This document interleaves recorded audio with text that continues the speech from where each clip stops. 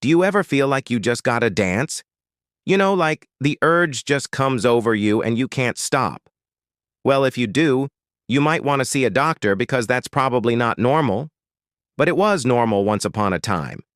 In fact, in the 16th century, it was so normal that we don't know how many people it affected. It was called the dancing plague, and it drove entire crowds to dance themselves to death. That's right. People would start dancing and they wouldn't stop until they dropped. It all started in Germany in 1518 when a woman named Frau Trophäa began dancing in the street. She danced for days, and when she finally stopped, she collapsed and died. And then another woman took her place and danced for days until she too collapsed and died. This went on for weeks with dozens of people dancing themselves to death.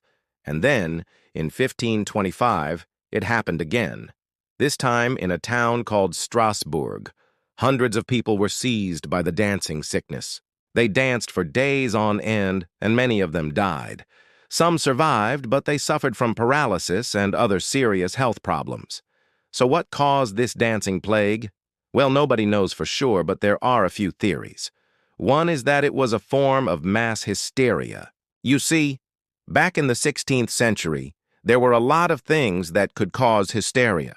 Like, witches, evil spirits, and also stress.